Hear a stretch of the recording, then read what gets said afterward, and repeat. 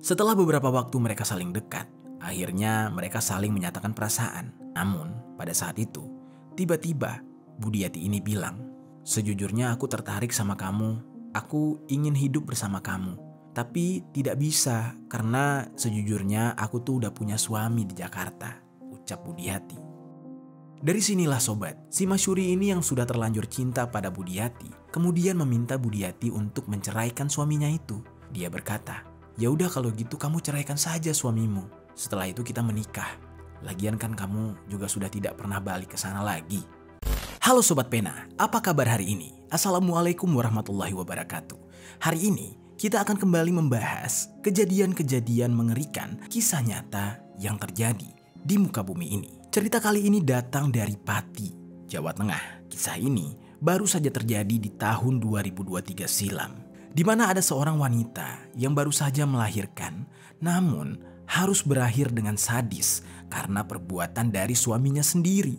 Yang sangat mengiris hati adalah dari cerita ini, korban ditemukan di sebuah rumah kontrakan dalam kondisi memeluk anaknya yang masih balita. Suaminya benar-benar tidak memiliki hati. Bagaimana cerita selengkapnya tentang kasus yang satu ini? Langsung saja kita bahas di Kata Pena.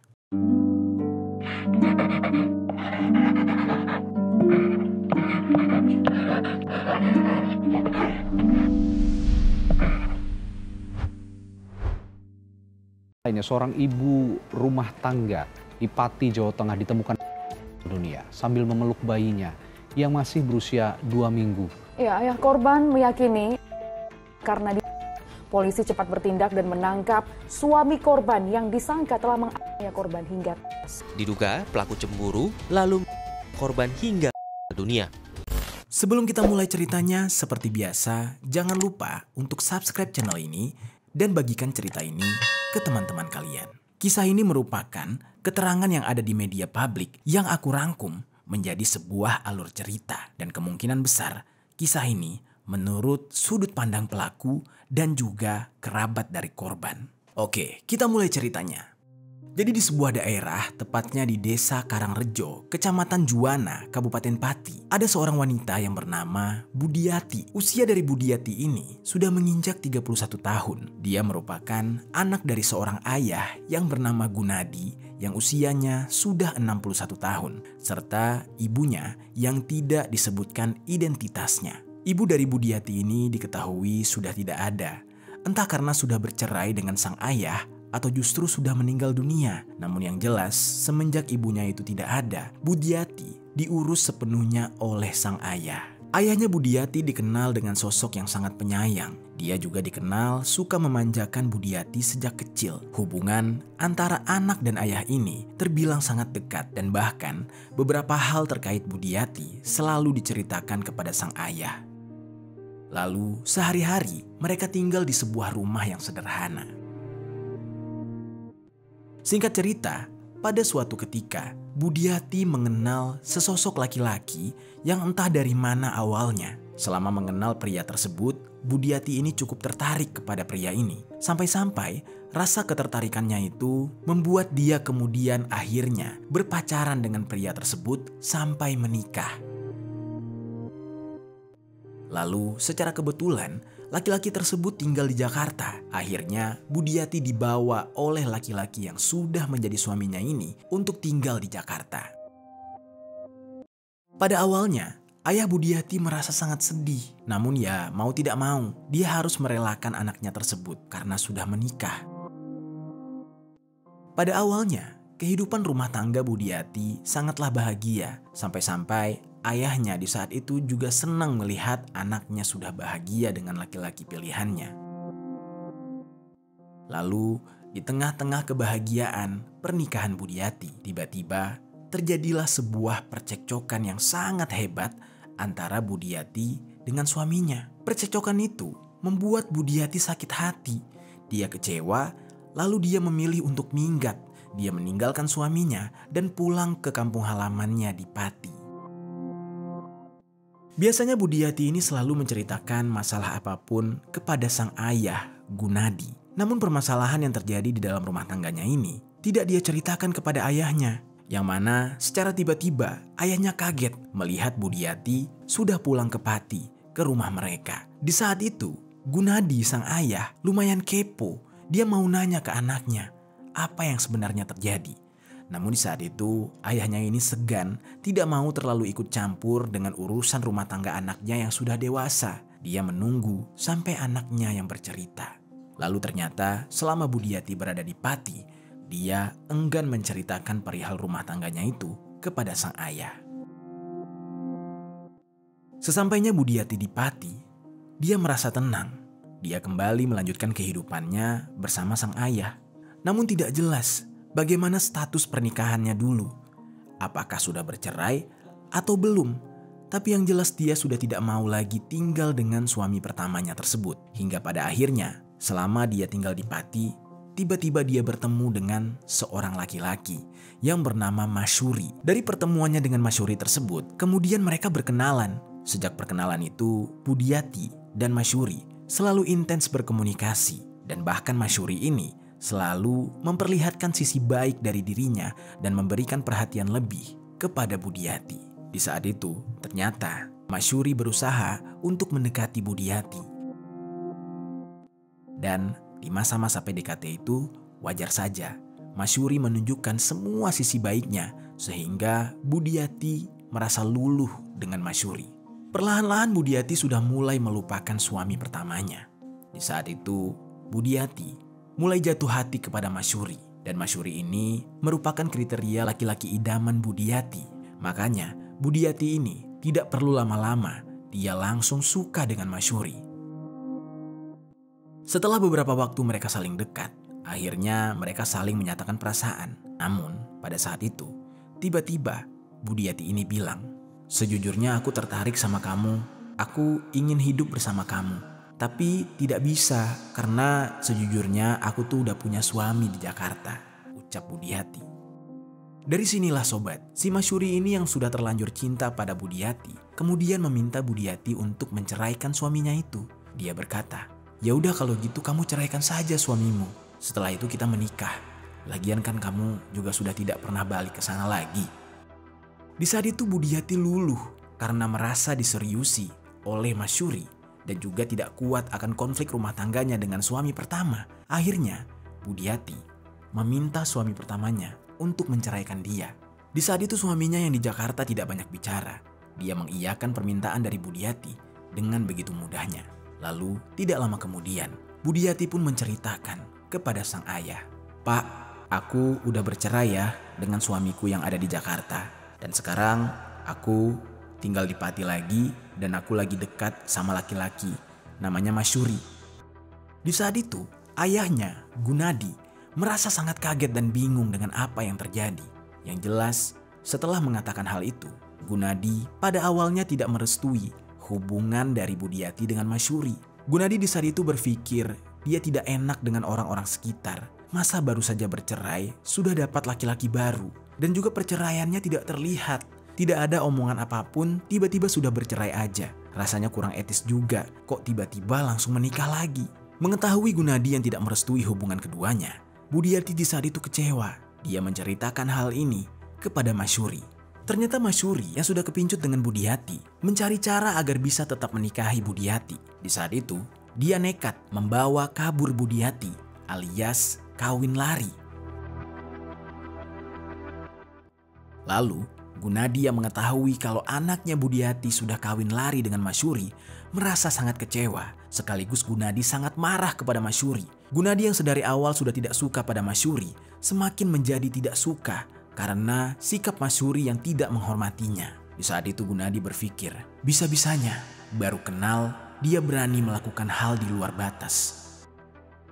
Tidak lama setelah Masyuri membawa kabur Budiati, kemudian tiba-tiba datanglah sepucuk surat merah atau akta cerai dari suami resmi Budiati yang ada di Jakarta. Yang mana itu artinya Budiati ini sudah resmi berpisah dengan suami pertamanya. Surat itu diterima oleh Gunadi dan membuat Gunadi semakin murka dengan anaknya. Dia di saat itu mengatakan, "Saya nggak akan merestui Budiati dan Masyuri sampai kapanpun. Budiati cerai, ini pasti gara-gara laki-laki tersebut," ucap Gunadi di dalam hatinya. Setelah beberapa hari, Budiati ini kabur dengan Masyuri, tiba-tiba Budiati mendapatkan kabar kalau surat perceraiannya sudah datang. Kemudian tanpa babi bu lagi, dia memberitahu Masyuri mengenai surat perceraian tersebut. Masyuri yang mendengar berita itu jelas sangat senang. Dia langsung mengajak Budiati untuk menggelar acara pernikahan. Karena pada saat itu Gunadi, ayah dari Budiati, tidak merestui, akhirnya Budiati dan Masyuri berusaha untuk bohong kepada Gunadi. Masyuri mengatakan pada saat itu Budiati tengah mengandung anaknya. Pada saat mendengar pernyataan tersebut, tidak banyak pilihan bagi Gunadi. Dia sangat marah, dia sangat ingin menampar Masyuri. Namun, dia bukan tipikal orang yang sekasar itu. Yang ada di pikiran Gunadi, semuanya sudah terjadi, sudah tidak bisa terhindarkan lagi. Gunadi bimbang. Di satu sisi, dia tidak mau menanggung malu dari gunjingan tetangga atas perbuatan anaknya yang hamil di luar nikah. Namun di sisi lain juga, dia tidak mau menikahkan anaknya dengan pria yang tidak dia sukai ini. Sebenarnya firasat Gunadi tidak salah. Masyuri ini adalah pria yang memiliki temperamen tinggi dan tidak terkontrol. Namun pada saat itu semua sudah terjadi. Meskipun kecewa, namun Gunadi tidak punya pilihan lain. Padahal di saat itu Gunadi sempat berpikir, Masyuri ini kepada dia saja bisa melawan, apalagi kepada anaknya di kemudian hari. Namun, meskipun demikian, akhirnya dia tetap menikahkan anaknya dengan Masyuri. Dengan keadaan dia ditipu, padahal di saat itu anaknya tidak sedang hamil. Singkat cerita, menikahlah Budiati dengan Masyuri. Semenjak mereka menikah, Budiati ini dibawa oleh Masyuri untuk tinggal di sebuah rumah kontrakan yang mereka sewa di perumahan Gria Pesona 2, Dukuh Ngipik, RT 9 RW 3, Desa Kutoharjo, Kabupaten Pati. Setelah beberapa tahun mereka menikah, mereka dikaruniai 3 orang anak yang masing-masing sudah berusia 2 tahun, 4 tahun, dan yang terbaru adalah 1 bulan. Sehari-hari Budiati ini sibuk mengurusi ketiga anaknya. Sedangkan suaminya, Masyuri, bekerja di luar kota sebagai makelar garam. Pada awalnya nih sobat, kehidupan rumah tangga mereka bisa dibilang biasa-biasa saja. Sekalipun terkadang ada konflik yang terjadi di dalam rumah tangga mereka, mereka selalu bisa mengatasi permasalahan itu dan menyelesaikannya dengan sangat baik. Karena Budiati juga sudah pengalaman, dia tidak mau bercerai lagi dari suami keduanya ini, apalagi dia sudah punya 3 orang anak. Lalu singkat cerita, pada suatu hari, tepat di tanggal 9 Juni tahun 2023, Masyuri tiba-tiba pulang dari tempat kerja. Masyuri ini memang bisa dikatakan jarang pulang. Sekalinya pulang, hanya 2-3 hari saja dalam seminggu. Hal itu juga sudah biasa dilakukan oleh Masyuri dan Budiati tidak pernah keberatan. Karena Masyuri ini pergi untuk mencari nafkah. Setiap harinya Masyuri meninggalkan Budiati. Dia selalu percaya dengan Budiati. Namun ketika dia pulang dari pekerjaannya di luar kota, dia selalu meminta Budiati untuk memberikan handphonenya, lalu handphonenya tersebut diperiksa. Bukannya posesif ya sobat, tetapi namanya rumah tangga, sepercaya-percayanya sang suami kepada istri, ya wajar saja dia melakukan hal itu untuk mencegah adanya perselingkuhan. Setiap pulang, dia selalu melakukan hal itu. Begitupun di tanggal 9 Juni tahun 2023 tersebut, dia pulang ke rumah. Namun ketika itu, Masyuri tidak terlihat seperti biasa. Ketika dia ingin melihat ponsel istrinya, tangan Budiati tiba-tiba saja menepis dan menolak permintaan dari suaminya itu. Dia menjauh, bahkan menyembunyikan handphone tersebut. Masyuri ketika itu merasa ada yang aneh dari tingkah laku istrinya ini. Kok tiba-tiba tidak seperti biasa? Istrinya tidak mau meminjamkan handphonenya dan memperlihatkan isi dari handphonenya tersebut. Lalu Masyuri bertanya, "Memangnya kenapa? Ada apa? Kamu nyembunyiin sesuatu dari aku?" Pertanyaan itu pun keluar dari mulut Masyuri. Sedangkan Budiati ternyata hanya merespon biasa saja dengan mengatakan, Enggak ada apa-apa. Apaan sih kamu? Pulang-pulang langsung begitu," ucap Budiati. Lalu Masyuri bilang lagi, "Lah kalau nggak ada apa-apa kenapa harus disembunyikan? Sini, aku mau lihat. Biasanya kamu oke-oke aja kalau aku lihat HP-mu. Ini kenapa? Apa ada yang belum kamu hapus?" Kemudian Budiati menjawab lagi, "Ya nggak ada apa-apa. Privasi tahu, meriksa-meriksa mulu." Mendengar jawaban Budiati, Masyuri ini mengerutkan dahinya dan tidak terima dengan pernyataan itu. Karena menurutnya, sebagai seorang suami, istri tidak sepantasnya mengatakan kalau isi handphone adalah sebuah privasi. Hal itu membuat Masyuri merasa curiga dan merasa kalau istrinya ini sedang menyembunyikan sesuatu. Masyuri di saat itu tidak menyerah karena rasa penasarannya. Dia beberapa kali mencoba mengambil paksa handphone istrinya, tetapi tidak diberikan. Dari situlah sobat, Masyuri ini merasa hal itu tidak biasa. Akhirnya dia menduga kalau istrinya ini sedang berselingkuh. Karena tidak berhasil mengambil handphone istrinya, dia marah sekali pada saat itu. Dan amarahnya ini dia luapkan. Dia berkata, "Kamu ini pasti selingkuh ya?" bentak Masyuri sambil memukul istrinya. Bukannya disayang, Budiati ini yang baru sebulan melahirkan anak ketiganya malah sebaliknya dikasari oleh Masyuri. Di saat itu, Budiati dipukul berkali-kali hingga menimbulkan memar di tubuhnya. Budiati yang merasa tidak terima dengan apa yang sudah dilakukan suaminya, dia berontak dan dia mengatakan kalau akan mengadukan hal ini kepada sang ayah.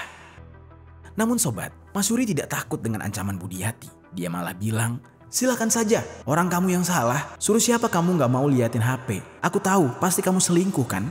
ucap Masyuri sambil menuduh dengan sangat yakin kalau Budiati selingkuh. Lalu akhirnya pertengkaran itu pun mereda dan keduanya saling diam-diaman. Di saat itu ada perasaan menyesal dari Masyuri karena telah menyakiti istrinya. Namun mereka berdua sama-sama gengsi untuk minta maaf.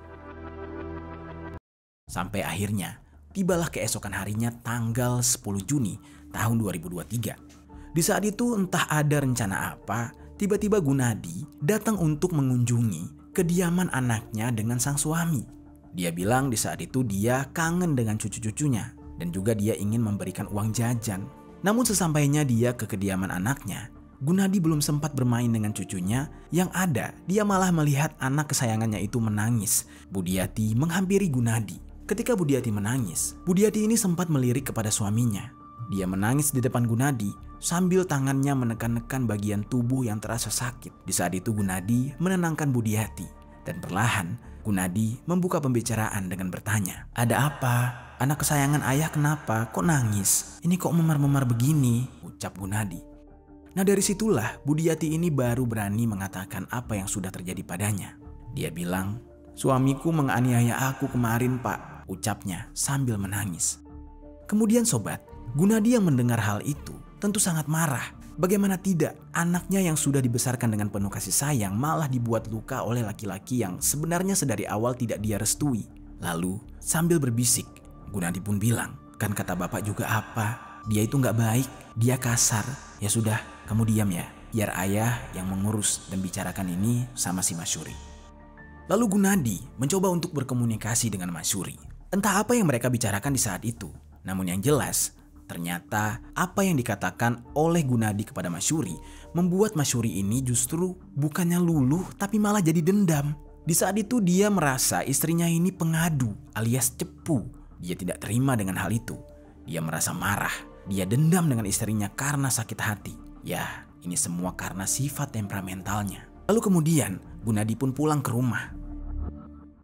Singkat cerita, keesokan harinya di tanggal 11, kemudian Masyuri berkata kepada Budiati, "Kamu ini kenapa sih? Padahal kamu loh yang salah. Kamu yang selingkuh.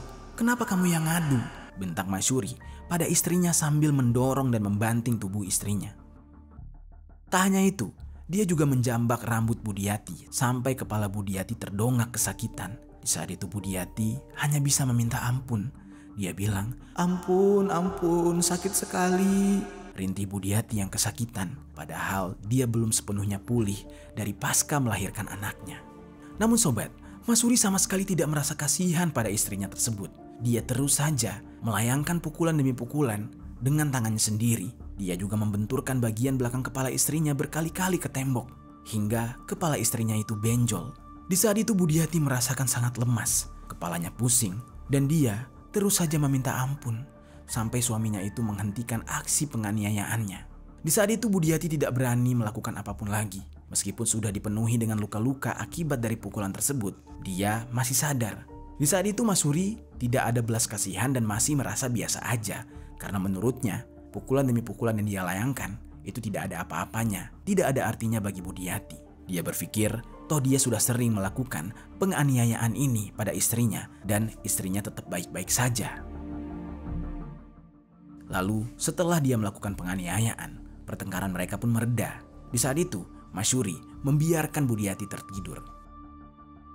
Singkat cerita, keesokan harinya di tanggal 12 Juni tahun 2023, Masyuri pergi meninggalkan keluarganya lagi untuk bekerja ke Kabupaten Rembang. Dia pamit kepada Budiati.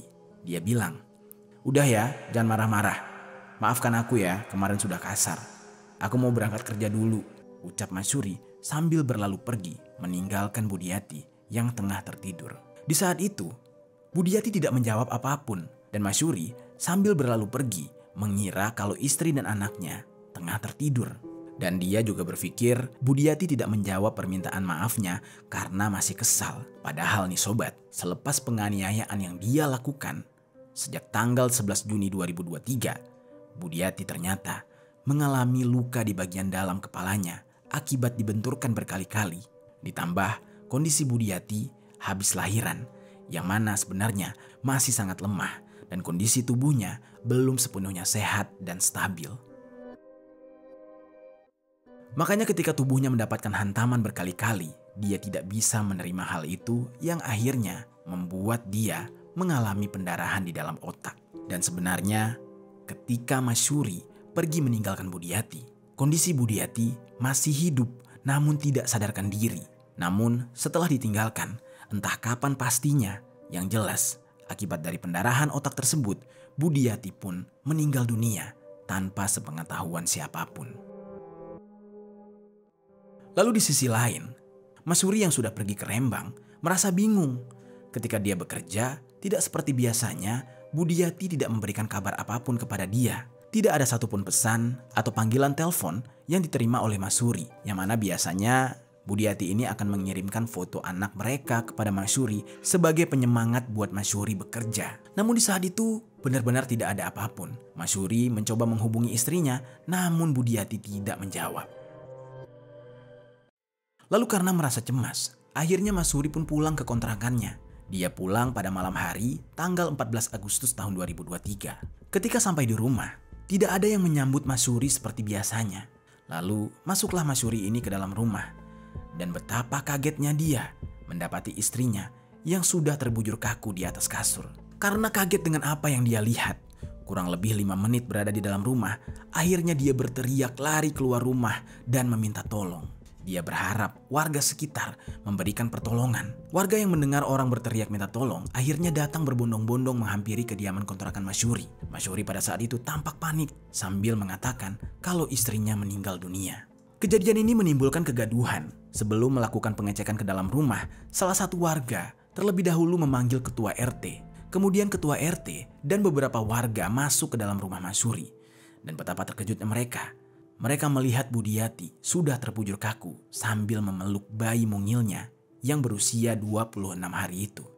Sementara 2 anak lainnya, yang satu berusia 2 tahun dan yang satunya berusia 4 tahun, keduanya terlihat memeluk jasad sang ibu dari punggungnya. Pada saat ditemukan, bayi dan kedua buah hati Budiati sama sekali tenang dan tidak menangis. Bahkan mereka hanya terdiam. Mungkin mereka bingung, tidak mengerti dengan apa yang terjadi. Entah bagaimana ceritanya, mereka di saat itu tidak menangis, padahal mereka selama berhari-hari tidak makan. Masyuri berusaha membawa kedua anaknya tersebut yang terus memeluk ibunya untuk turun dari kasur dengan keadaan lemas. Jasad Budiati tampak mengenakan sebuah selimut berwarna merah muda yang ditutupi kedua anaknya. Pada saat itu mungkin anaknya tidak mengetahui dan tidak mengerti kalau ibu mereka ini sudah meninggal dunia dengan suhu tubuh yang dingin. Mungkin anaknya mengira bahwa ibunya kedinginan, lalu mereka menyelimuti Budiati. Suasana kamar Budiati pada saat itu tampak berantakan sekali. Terdapat sejumlah kaleng susu tergeletak di atas kasur. Diduga ini karena anak pertama dan anak keduanya selama 2 hari bertahan hidup dengan mengkonsumsi susu bubuk tanpa diseduh, yang akhirnya mereka makan begitu saja sehingga berserakan di atas kasur. Pada saat itu, bibir Budiati tampak gosong, tubuhnya dipenuhi dengan lebam. Warga yang menyaksikan turut prihatin dengan keadaan korban. Sementara anak dari korban yang diduga dehidrasi kemudian langsung dilarikan ke rumah sakit Suwondo Pati untuk diberikan penanganan. Ketika itu, warga menghubungi ayah dari Budiati, yaitu Gunadi. Gunadi yang mendengar berita ini merasa sangat kaget. Dia menangis sejadi-jadinya, tidak menyangka anak kesayangannya ini berakhir dengan tragis. Gunadi di saat itu langsung menghubungi pihak kepolisian. Gunadi juga sempat memperhatikan gelagat yang aneh dari Masyuri. Masyuri kelihatan takut dan juga seperti orang kelimpungan saat Gunadi menghubungi polisi. Masyuri tampak sangat gelisah, seperti punya salah dan beban. Bahkan saat menunggu polisi datang, dia sempat merokok 1-2 hisapan rokok, lalu dibuang sebelum habis, yang memperlihatkan kalau dia gelisah. Masyuri juga terlihat terus memegang kepalanya, dan disinilah Gunadi menaruh curiga pada Masyuri. Namun kecurigaan tersebut tidak langsung diutarakan oleh Gunadi kepada Masyuri. Di saat itu dia menyimpan sendiri rasa curiga itu karena dia ingin menyampaikan hal ini kepada polisi. Lalu pihak kepolisian pun datang ke TKP. Pihak kepolisian di saat itu membawa jasad Budiati untuk keperluan otopsi dan juga langsung dilakukan penyelidikan serta olah TKP. Dari hasil pemeriksaan, pihak kepolisian kemudian memberitahu pihak keluarga kalau sebelum meninggal, Budiati ini mendapati luka di kepala akibat pukulan yang dilakukan secara berulang-ulang. Dari hasil pemeriksaan tersebut, maka kecurigaan mengarah kepada suami korban, yaitu Masyuri. Polisi menduga kesaksian penemuan jasad oleh Masyuri pada pertama kalinya dilakukan oleh Masyuri hanyalah alibi untuk menutupi akal busuknya. Pada saat itu pihak kepolisian kemudian mengamankan Masyuri yang masih berada di dalam rumah. Dengan mengenakan kaos oranye, tampak Masyuri merasa malu digelandang oleh pihak kepolisian ke kantor polisi. Dan sampai di sana, dia langsung diinterogasi oleh Satreskrim Polresta Pati pada Jumat 16 Juni tahun 2023, 2 hari setelah penemuan jenazah Budiati. Ketika dibawa ke kantor polisi dan diinterogasi, Masyuri kemudian mengaku.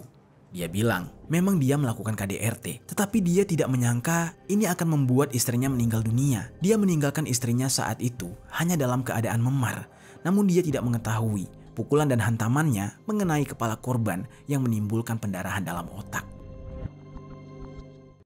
Namun di samping itu sobat, sang ayah, Gunadi, menjelaskan kepada Kasat Reskrim Polresta Pati, yaitu Kompol Onkoseno, bahwa Masyuri ini memang sering berbuat kasar dan melakukan KDRT kepada Budiati.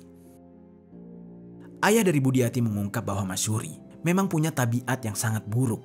Dia bilang menantunya itu hobi bermain judi dan dikenal sebagai peminum minuman keras. Menurutnya, Masyuri ini selalu berlagak sok gagah. Dia juga mengatakan kalau dia tahu kalau anak sayangannya itu sering dipukuli, diantemi, dan ditonjok oleh Masyuri karena Budiati sempat bercerita kepadanya.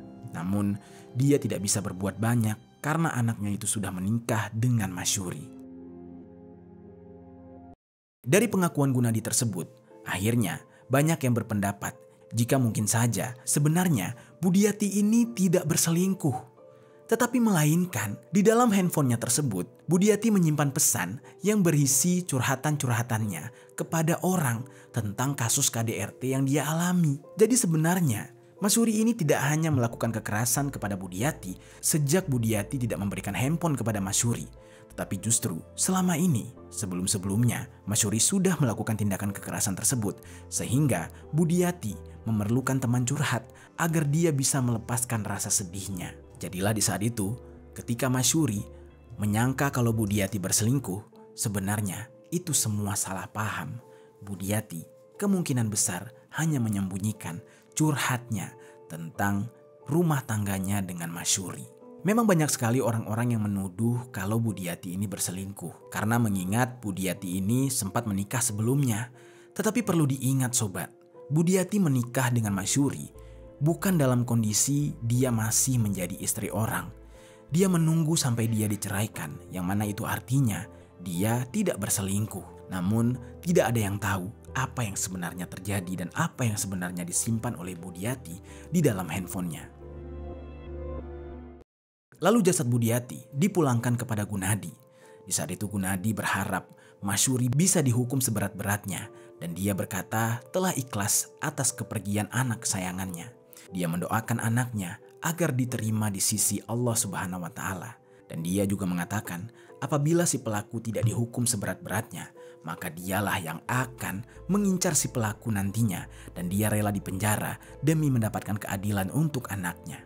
Anak-anak dari Budiati akhirnya diurus oleh Gunadi.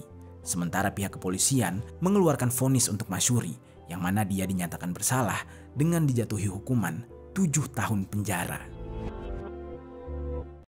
Itu dia sobat, kisah dari Budiati dan Masyuri yang berakhir dengan sangat tragis hingga di akhir hayatnya dia ditemukan terbujur kaku di pelukan ketiga anaknya. Apa pelajaran yang bisa kita ambil dari kisah ini?